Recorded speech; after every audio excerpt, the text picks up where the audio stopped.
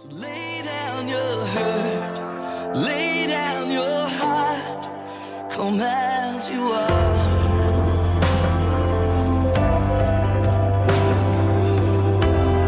All right. You know, one of the things that I think is the hardest thing to do in the world, I mean, like the hardest thing to do, one is to assess yourself.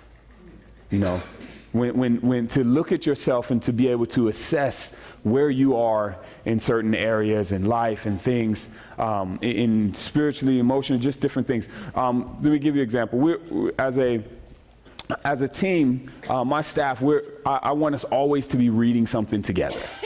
So if you go up to anyone who's on my staff and ask them, what are you reading now? They should be able to tell you a book that they're reading with me. And so we read through a book called The Ideal Team Player. And I gave it to some people who are not on the staff, but on the leadership team or not. But The Ideal Team Player, great book. I loved it. Like this is it right here. Anyone read it with us? Anyone? Yes. How many of you? All right, you heard it? How many of you just heard of it? Okay, cool. This book right here, really good book. I loved it. It was a book, a leadership book, basically on how to identify and cultivate people that are hungry, humble, and smart. You know, those are the ideal team player. And it was like, how do you identify those people? How do you cultivate them? How do you grow them? How do you help them be better? How do you make sure that you can keep them? And so it was about identifying those people, but it was also about identifying another type of person who causes usually division in your group. And they called that person something in a book that I'm not going to say here, but I'm going to give you another name that they gave. I'm going to switch that name and call them the Knuckle-head. Okay, so they were the Knuckle-head. Can I get the Knuckle-head up? Thank you. This guy right here, right? So,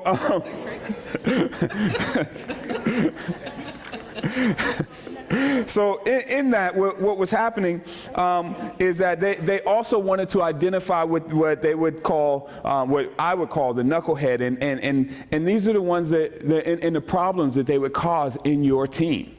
You know, the different problems and issues that they would cause in a team. And a knucklehead is a person who is basically solely worried about themselves, their own development, their own self. They're not a team player at all. It's simply all about them.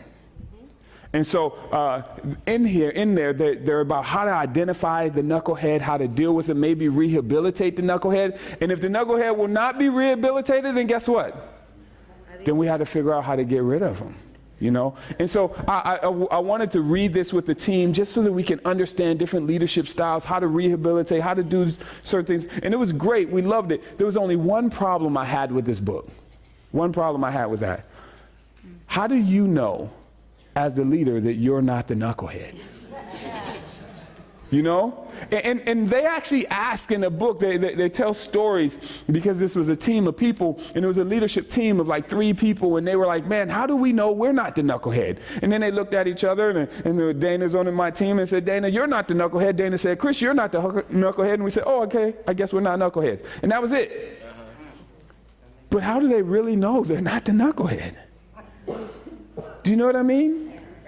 People aren't willing to say usually, hey, you're a knucklehead. Some people are. Some people are, you know. But really, mostly people aren't willing to say, hey, you're the knucklehead on your team. How many of you know a knucklehead? Raise your hand, seriously. Raise your hand high if you know one. Right? Look around, see how many people know one. Right? All these people know. How do I know that you're not thinking, Chris, yeah, you're the one I know? You know, I don't know. You know, I can sit and ask my staff, hey, am I the knucklehead? And they're going to be like, no. Is my paycheck here? Because, you know, no, of course not. But we don't know. And so one of the things, here's what I did as I started reading the book, I just started to assume that I was a knucklehead. I just assume straight out, hey, I'm the knucklehead, and here are the tendencies of the knucklehead, and I'm just going to work on making sure that I'm better in those places. That's what's going to happen. I'm just going to work on, understand the tendencies of what a knucklehead is, and work on those things. Now, I'm talking about this because we're in a sermon series that we're talking about unity, and basically what we were doing is we spent 10 weeks. 1 week we're going to talk about what brings unity, and the next week what brings division, what causes division. We're going back and forth so that we can understand as a church how we can be more unified. What brings unity, what causes division. Today we're in a place that we're talking about what causes division. And one of the things that causes division is basically described by being a knucklehead, which is self-centeredness. Self-centeredness, solely being worried about one's own desires and needs and interests.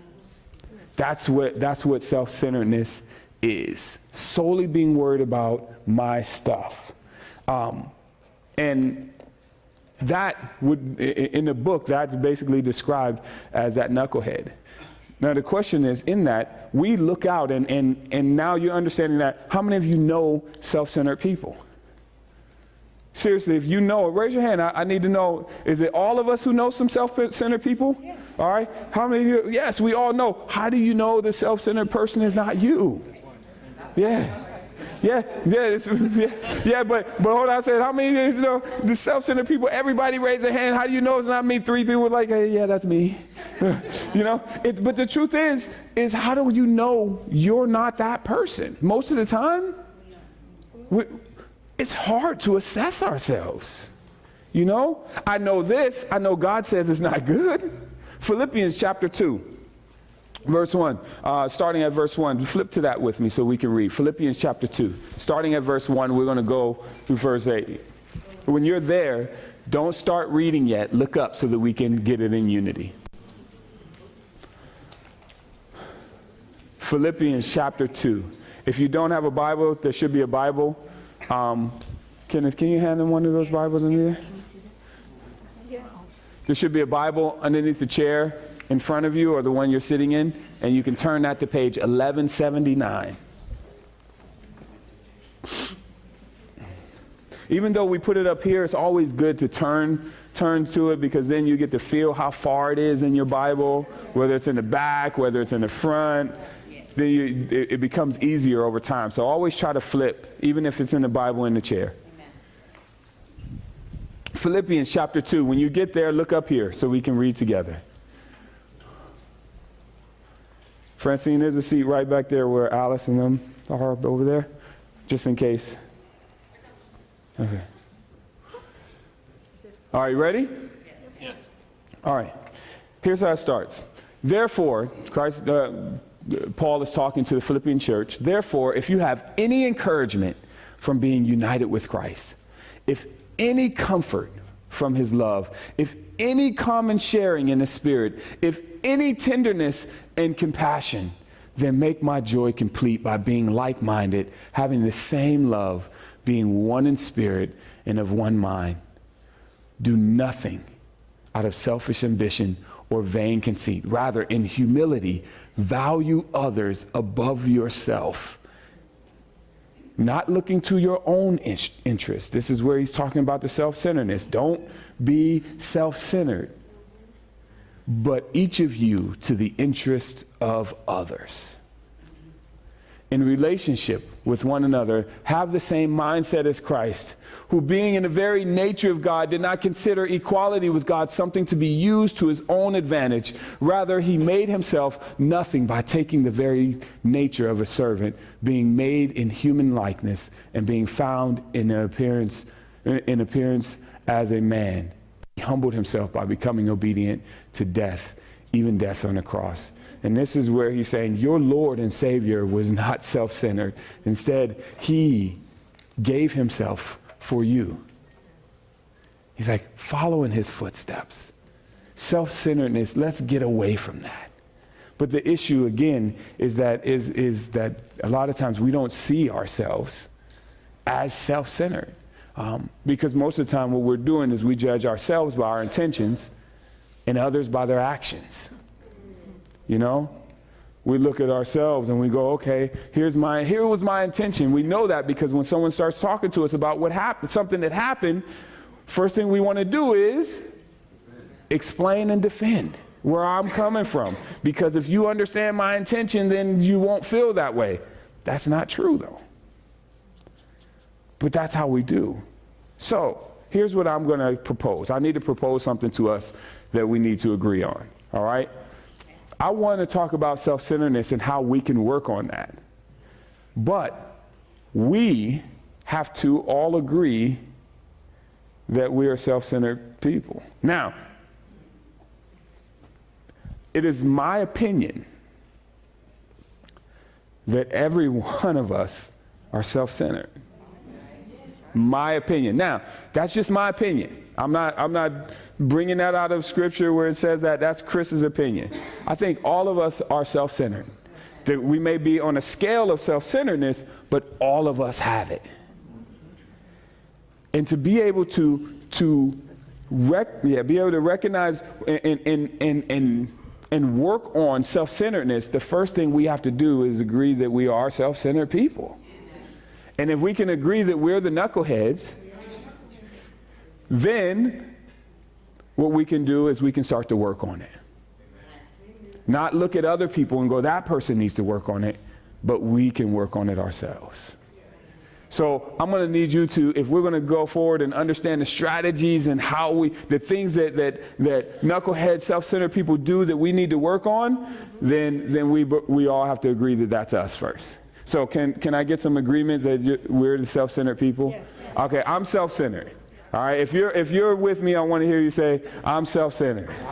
All right, turn to your neighbor and say, hey, I'm a self-centered. Hey, my name is Chris and I'm Hey, Motto, my name is Chris and I'm self-centered.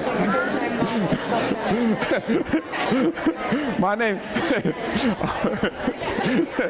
Hey, I'm self-centered. My name is Chris. I'm self-centered. All right. I've said yes. My name is Chris. I'm self-centered. Okay, now we got that.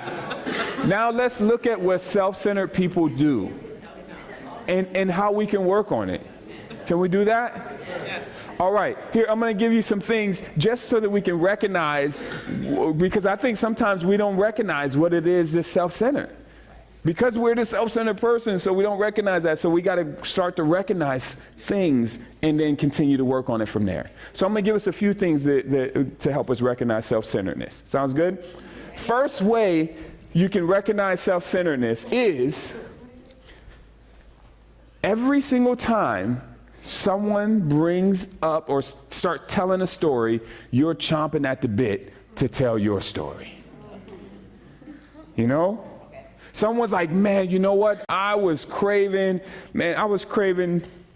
Chick-fil-A, and I was craving Chipotle. Right? As soon as someone says something, man, I had a cramp in my leg. You had a cramp? Oh, let me tell you this story about when I had a cramp. That cramp was so bad. That cramp was so horrible, man. Every time and it came up to my back, and you just don't know. You just have no idea what a cramp is like. Right? As soon as how many of you know, have seen that happen before? Have you seen that happen? Yeah. Right? Keep your hand high. Keep your hand. How many of that is you? Right? As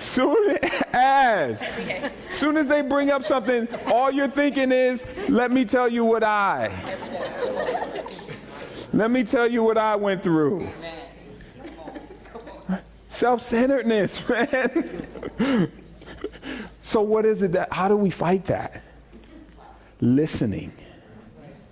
Scripture says, be quick to listen, slow to speak. Right? Someone says, man, I've been craving Chick-fil-A. We go, really? How long you been craving Chick-fil-A? Did somebody Does somebody have something to make you start craving that? What do you like? Do you like the Chick-fil-A sauce or the Polynesian sauce? Instead of bringing it on us, guess what we do? We start asking questions about them. Oh man, I had this cramp, really? Oh man, how long you had it? Does it hurt? Where is it at? Is it in front of your leg, the back of your leg? Hey man, are you eating some bananas? Bananas help cramps.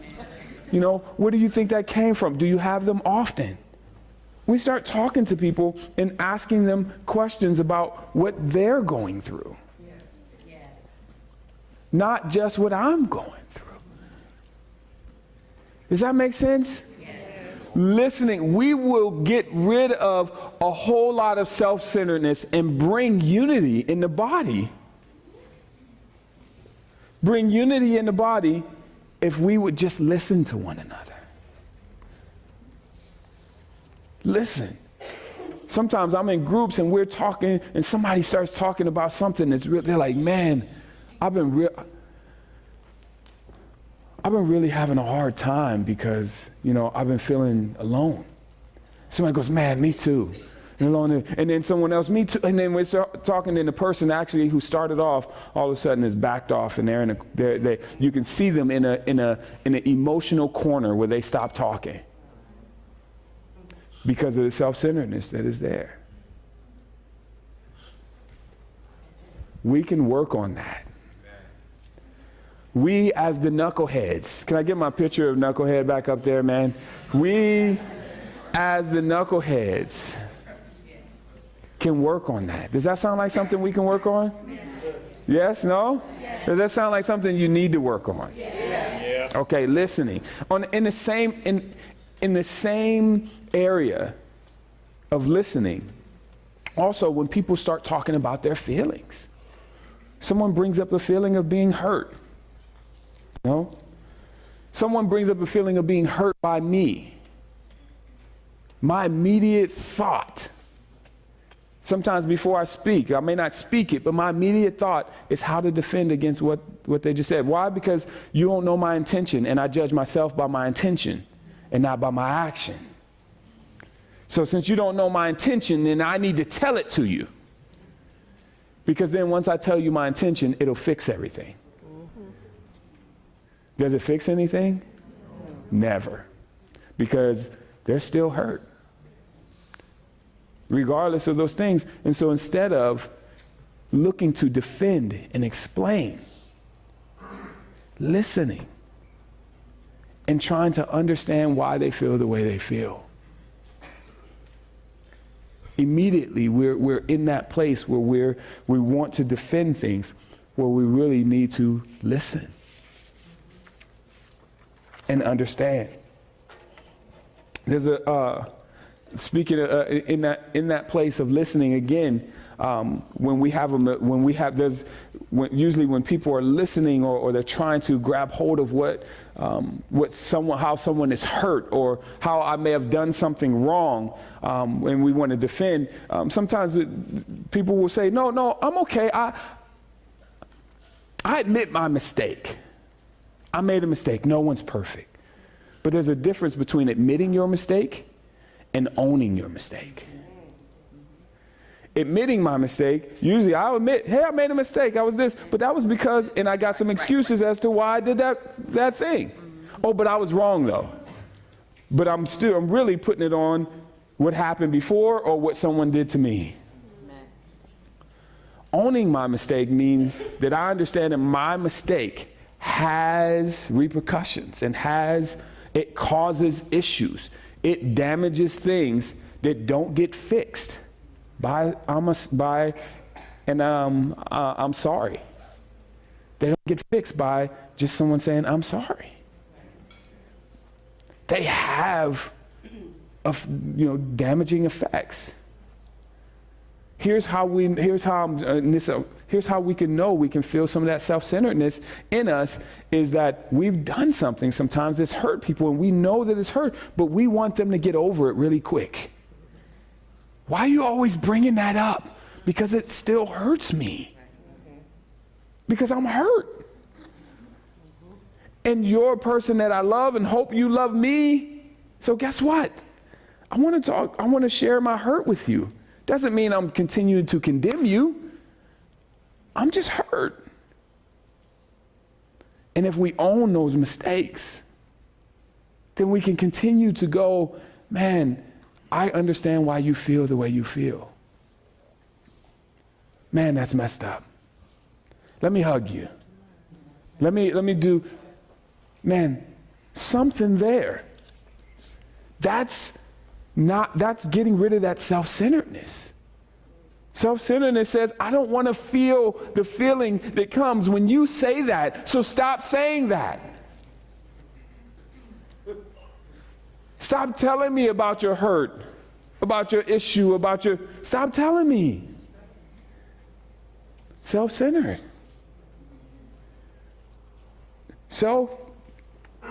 Making sure we're not that knucklehead and working on that says, man, I understand that my mistakes, I own them, and they have issues. They cause issues. They cause different things. They cause insecurities. They cause hurt. And sometimes I need to deal with that. And we'll continue to deal with that. And that should be okay. Because I'm trying to understand how that person feels. Do you get that? Get out of our own. Understand where people are coming from, what they're going through. Get out of out of these things. Another one, man. This is the last one I'm going to go over since it's almost 11 o'clock, or since it's 11. Giving grace for things that we want grace for. So, for example, I'm going to ask you a question. This is a simple one. This here is just a simple one. How many of you have cut someone off when you're driving? Yeah. Wait, cut someone. Raise your hand. Raise your hand. Wait a minute. How many of you drive? Lift your hands up. If you drive, lift your hands up. Okay, that's how many people have cut someone off. Okay, stop lying. Own it. Own your mistake. Yes, I own that. I did it. I will tell you this. I am the worst driver here. Yes. See, hey, I'm owning that. I am the worst. I've cut people off coming here, and people have gotten here like, Chris, you cut me off on the way. Yes, that's me, Eileen. Where you at, Eileen? Eileen, are you here? No, Eileen's not here in the back. Eileen, I'm sorry. I cut you off before. I know I did. Yeah, I've cut. Yeah. Oh, Josie. Yeah. Hey, I own it. But guess what happens? We cut people off, and then someone cuts us off, and then guess? No grace for those people. Yep.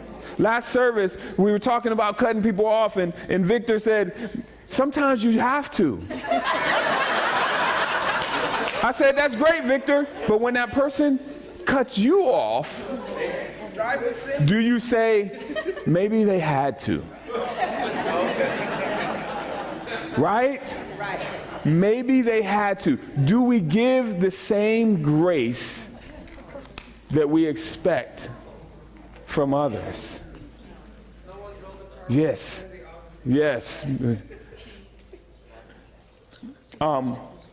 Give grace. Give grace.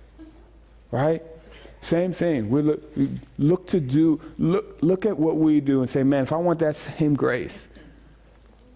We start yelling. We yell at each other. I can't believe. And then something comes out. Don't yell at me. Don't yell at me, right? Wait a minute, you yelled at me. Oh, I can yell at you, but don't yell at me. Man, you don't want people yelling at you, then guess what? Don't yell at them. Or if you yell and then someone else is yelling, you got to have grace for that.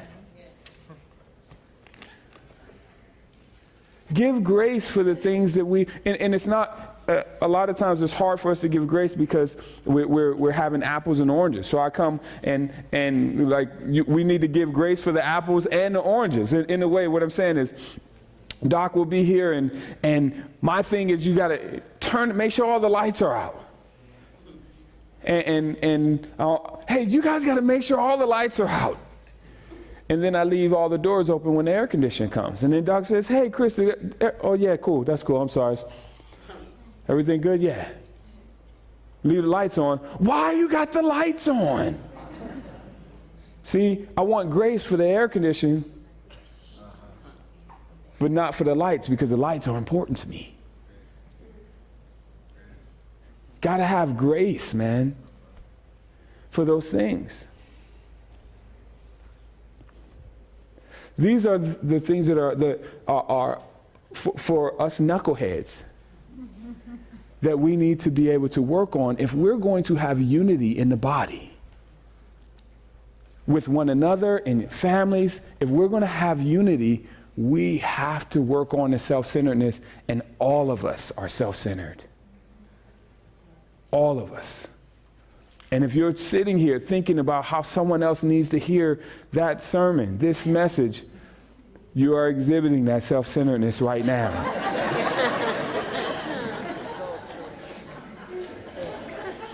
For sure. So stop. Stop. Don't come to church thinking how someone else needs to hear that.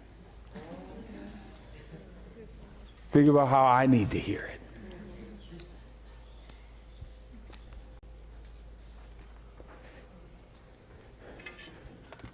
If we can grab hold and just start there, start by listening to one another, giving grace to one another, owning our mistakes instead of just admitting them. If we can do some of those things, we would do really well. We would do really, really well. Lay down your hurt, lay down your heart, come as you are.